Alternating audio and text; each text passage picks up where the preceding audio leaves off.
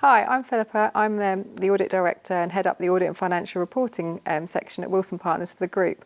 I've been here with the business for over 13 years and was brought on originally in the early days of Wilson Partners, tasked with building a function and developing the team that is here today. We're here today to talk about audit and financial reporting and kind of answer some questions that people might be interested in. So we've got two members of the team here with me, Natalie and Rebecca. Natalie, so you've recently joined Wilson Partners, but tell me a little bit about yourself. Yeah, so I'm a senior manager in the audit and financial reporting team, and I joined Wilson Partners early this year, having been at my previous firm for sort of over 7 years. And yeah, I was really interested in audit sort of from a trainee, just to get to know businesses and how they work and how to help them really. And Rebecca, so you've been here kind of since the early days as well. Yeah, so I've been here about 7.5 years. I started as a baby accountant, not knowing what a debit and credit was, and sort of grown with the company. And I'm now a senior manager within the audit and financial reporting team. So I know you've got quite an interest in financial reporting, and it's somewhere that you've been keen to develop your knowledge on. But what do you enjoy about it? So I think for me, it's very much sort of the variety it brings. I think often people think of just the standard sort of boring areas of sort of compliance, but there's a lot more to it. So I really sort of enjoy getting involved with clients, watching them grow. I'm also the standard answer for me is I do love numbers. I'm a numbers person. I used to be a maths teacher, so sort of that sort of element has always appealed to me. But I do think it is so much more than numbers. It is about watching clients grow, building those relationships, and often we've sort of grown with clients, and I love that element of it. So what is financial reporting then, Rebecca, for people that don't know or aren't familiar with it? So I think when you think of financial reporting, your initial thought is, it's the boring answer of it's year-end compliance, making sure your accounts are filed on time with Companies House, making sure your tax is filed on time with HMRC, but it's so much more than that. Yeah, so it's all those sort of complexities that maybe a finance team wouldn't see day to day. So things like acquisition accounting, completion accounts, you're helping with board memos. It's all those extra things that maybe you just need a little bit of extra support with from an external advisor. And do you find these are more companies, I guess, that have already got some sort of financial support in-house? Yeah, so we often find that they've got quite a good internal function, sort of getting sort of the basics done, or even like some of them can go quite far in terms of complexities. But actually you find there's certain areas like sort of purchase accounting or merger accounting that they're not necessarily thinking about, or discounting sort of loans and stuff like that back to present value, making sure, considering time value of money. There's just those little bits that often sort of creep through the cracks that we're there to help with and make sure sort of we're always compliant and up to the standards of FRS 102. We also work quite closely with the tax team to make sure sort of group relief and sort of those areas are considered, as well as sort of any add backs and areas like that from a tax perspective. So we really do feel like we're adding value to the company. Any other things that we do to, I guess, add value? I think it's just being that extra support to those finance functions. So letting the finance function actually just do their day job, and we can pick up the rest of the things that maybe they wouldn't see day to day. I guess we touched on things like private equity, but I guess they've got a lot more maybe requirements of information that they may need. And can we assist with that? Yeah, so definitely. You often all of a sudden find that someone's got in a situation where they've got, we see a top co, a mid co, a bid co, and all of a sudden sort of often people internally start to feel a bit overwhelmed because it's a whole new system to what they've seen. And we're there on hand because we see it a lot. We're quite familiar with all the sort of requirements and often what those sort of private equity firms are looking for in terms of the reporting. So often we're sort of there to help sort of guide them, or obviously we can't do everything for you, but we're there to guide and we're there to help where needed, and we do feel like we sort of assist with those, whether that be sort of like we said, the completion accounts in terms of the actual buy happening, or after that's happened and you're sort of dealing with the sort of consolidated accounts that need to be done. I know your previous role as a teacher, I guess you enjoy helping people and developing their knowledge as well in terms of that finance function. Yeah, I think there's a lot of complexities that are going on in the background. So often there's a lot in the backing behind the standard, and I think that's probably one of the habits I've got from a teacher, which is you take the relevant information that a client needs and you relay that to them. Unless they want all the detail, some people love detail, in which case we're there to give it, but some people just want to know, what do I need to do to be compliant? What is the sort of basic answer? They don't want to know all the ins and outs of every single standard in FRS 102. Some people just want us to guide them and sort of give the summary version, not all the backing. Obviously, it's a lot more complicated than we often share. So we've touched on kind of that financial reporting piece, but is it traditionally then your larger clients that we're seeing need that support?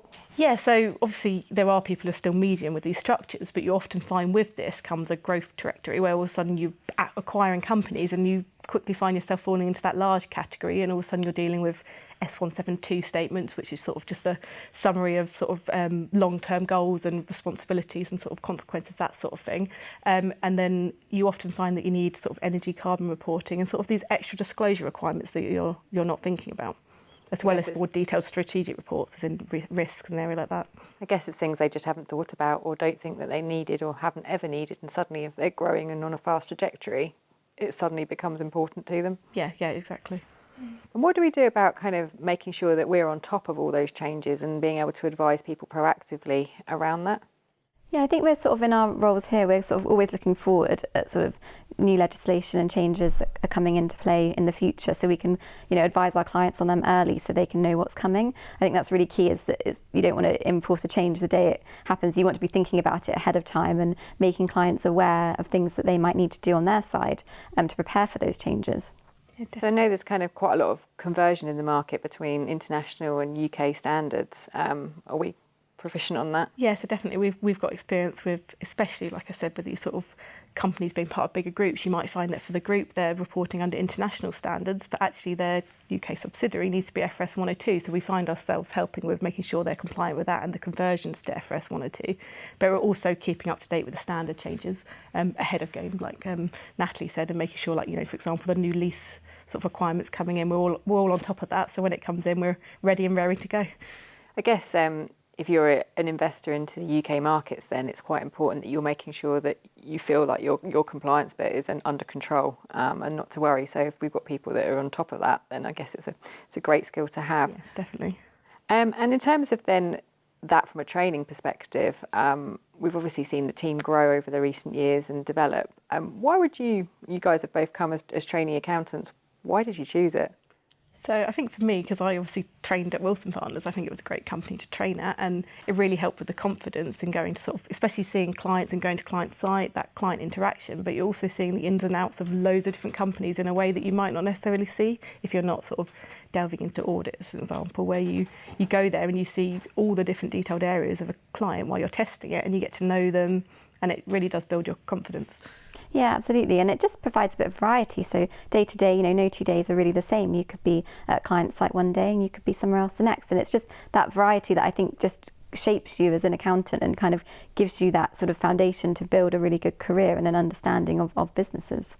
I think certainly from my perspective, it helped with my communication skills, my confidence as an individual to bring me where I am today. And I think for the young people that are looking at that now, with a lot of things being remote, I think it is still a good skill to be able to kind of communicate in person together. It's also all of a sudden you go, oh, I've seen that before, because you've seen so many different clients actually when it comes to, say, financial reporting, because we do a mix, that you go, oh, I've seen that before on a client, and you actually, that knowledge you've seen from other clients often helps shape your knowledge for when you're actually doing financial reporting as well. I guess it can help you as well, give potentially advice to clients around stuff you may have seen before or changes. And in terms of then audit, we've obviously mentioned that works quite closely alongside financial reporting. We have some clients that have both services from us and some that buy individual services. But for those kind of that don't know, what is an audit? Why would you need one?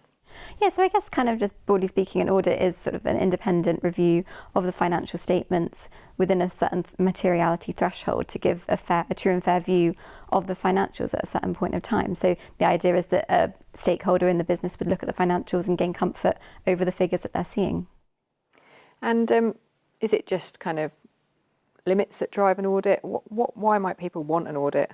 Yeah, so there are limits involved. So a company that exceeds a small company's threshold, so enters into that medium or above size, would legally require an audit within the UK. But there's also other factors. So we've touched on private equity investors. So quite often these private equity investors would like their investments to have an audit and gain comfort over those financials, as well as if you're part of a larger group, you might exceed the thresholds on a group level, in which case you might be a small company, but you might still require an audit. So there's lots of different instances where you would need one.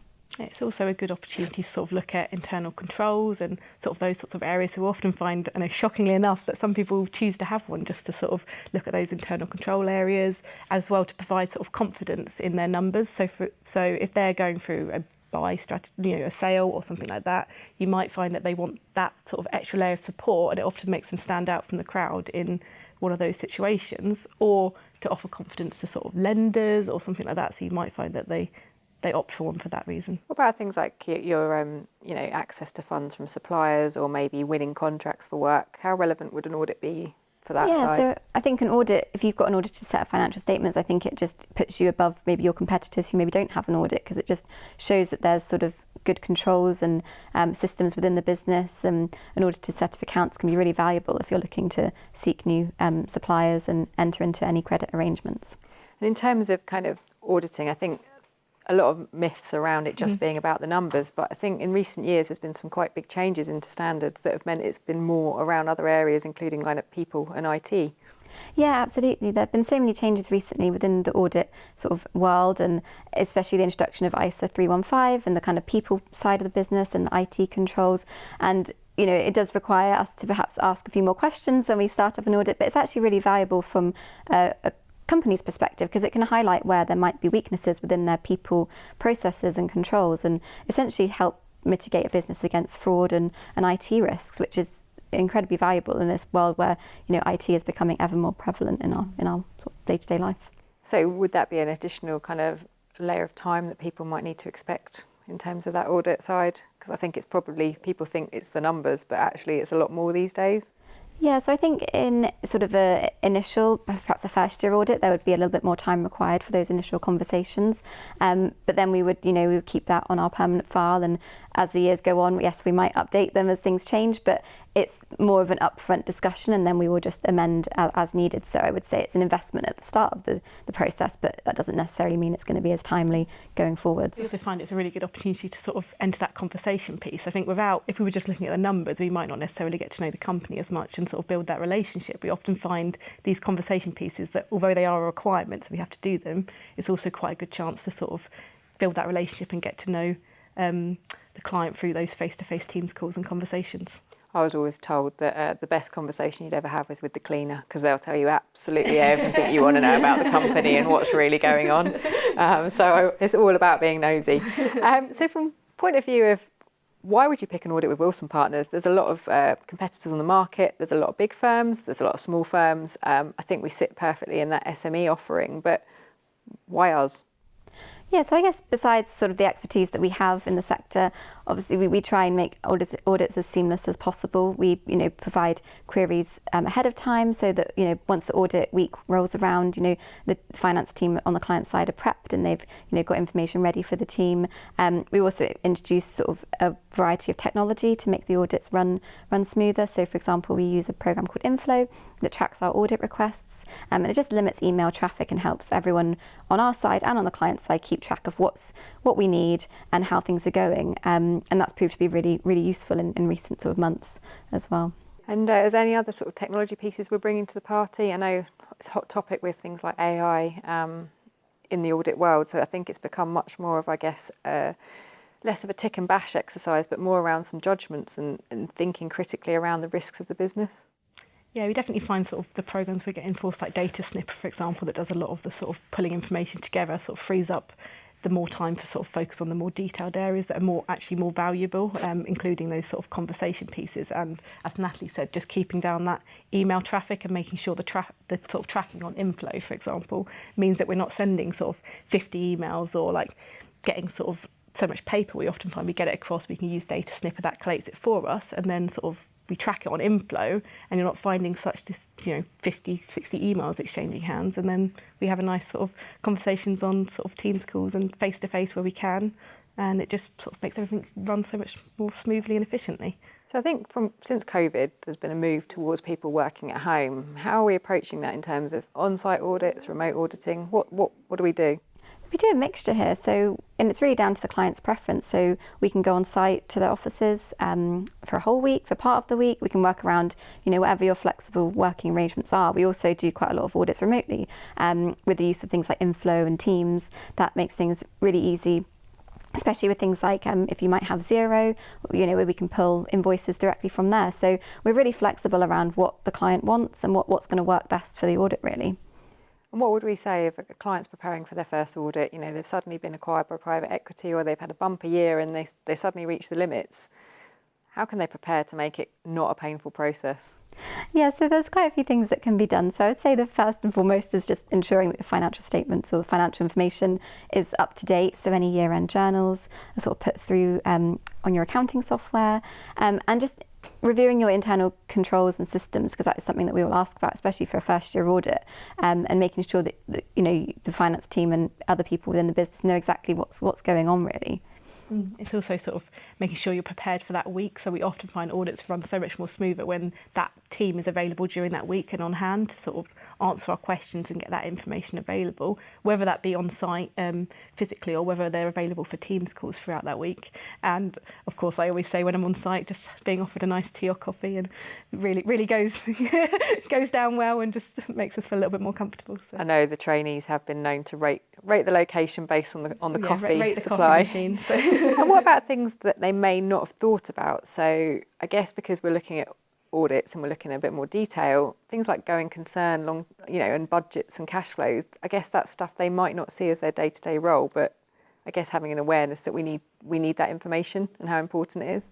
Yeah, absolutely. And I think that's where our sort of initial audit requests come into play. So that covers those things such as, going concern and subsequent events that maybe might not be on the forefront of a finance team's mind, but it just gives them that time ahead of the audit to think about it and also pull together what we might need, for example, a budget.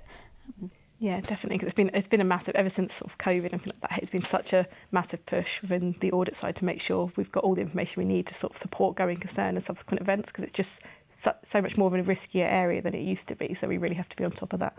So I think a client might think you're testing absolutely everything, but that's really not the case.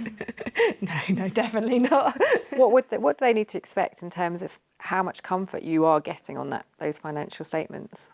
Yeah, so within an audit, we work to a level of materiality, which is set and agreed with the client. So our focus will be things that might materially impact the financial statement. So we don't go and test every single revenue invoice or every single expense invoice that there is. We'll pick a sample and we'll test those and essentially, to gain enough comfort. So although we might send a sample of, however many that might be 30, 40, or dependent on the client, it's not everything. And I think that's something that perhaps people don't automatically think of when they think of audit. And we're also there to work with you. We're not there to find your £10 error on your purchase invoice where you've accidentally done a typo. As in, there is a materiality level, and we're there to work with you, not to pick out the tiny little £10, £20 here and there.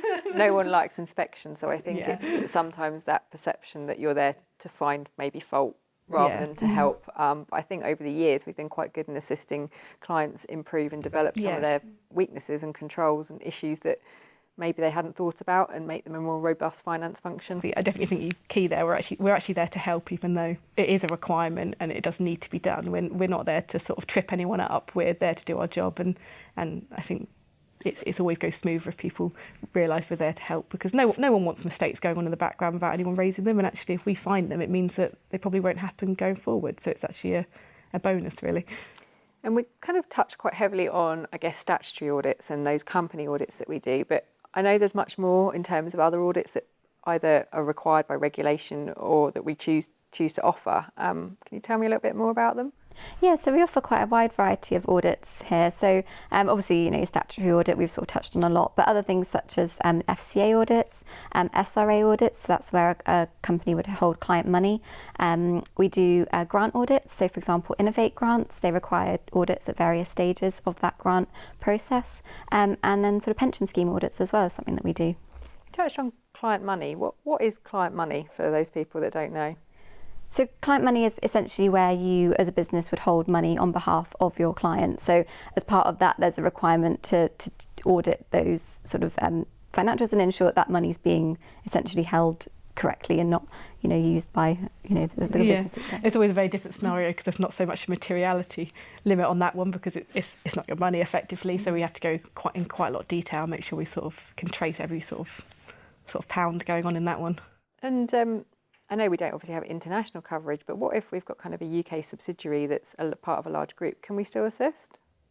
Yeah, definitely. We work very sort of closely with component auditors to make sure we can sort of provide the information they need to make sort of get comfort over the overall group numbers, and that does feed into it. So yeah, we definitely do that, as well as often we're the parties that often are auditing the group who also reach out to component auditors. So we actually see it both ways, which is quite nice because you get the understanding of what's required from both ends, and you can also empathise and make sure you're working. I've seen quite a lot of, I guess, clients that don't want to maybe use that larger international audit firm and therefore can have a more local and more personable feel, but still get the desired result that they want. Exactly, yeah, we often find they don't want to use the sort of auditor that's doing the big group. They would like to use us, and we then can work closely with the group auditors, and they still get that sort of personal touch and adding value from potentially using Wilson Partners, who are a bit smaller, and we're sort of more in touch with sort of their day-to-day and sort of what they're experiencing from experiencing ourselves, and we can work quite closely with them and then feed into the group. And what about on that? I mean, I hear over the years the big bugbears of, I've got a different trainee asking the same questions. I could tell them anything and they'll go away. Definitely not on that one. So we're obviously, like, for example, I've been there sort of 7.5 years, and although you might have not exactly the same team, you often do have, especially the senior members, you'll see sort of a similar person, or you might watch a trainee grow up to that senior level throughout their time. A bit like I saw some clients, I might have been the junior and now I'm the manager on it, and you really get to know that client, you get to know the information. But even if the teams do change, we do hold very, very good data on past years, so we can definitely pass that on. And then in terms of kind of other companies' financial reporting, we've touched on, again, that limited company financial reporting offering, but there are other types of entities that still need to produce statutory information. Can we help on any of that side? Yeah, definitely. I mean, we do also do a range of sort of pension accounts, as well as sort of charity accounts, and we do work quite closely with family investment companies. So I kind of briefly understand what maybe a pension scheme or a charity set of accounts, but I've not really heard of the term, of family investment companies too often until I joined Wilson Partners and got involved in some of the work we've been doing here.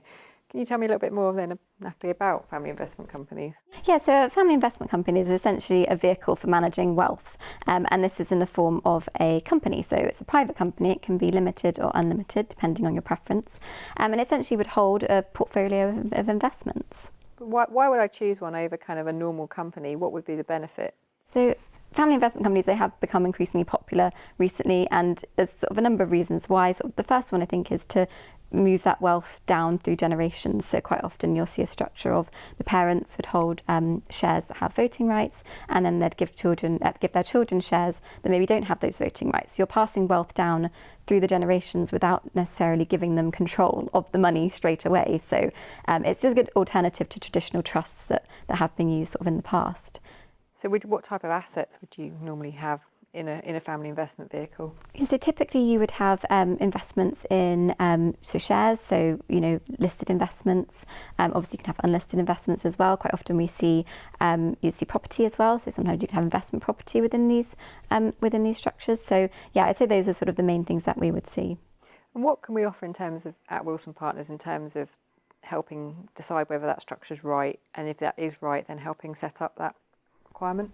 Yeah, so we can definitely help with sort of the initial sort of, considerations around whether that's right. So we have a really great team here who deal with inheritance tax and kind of succession planning. And so they can sort of help decide if it's the right choice for you. And if it is the right choice, we have a really good company secretarial function here that can help you with actually just the initial sort of setup of that company and making sure that all the articles and everything are set up correctly. So then sort of take it forward, and then obviously we can help with the annual compliance from there.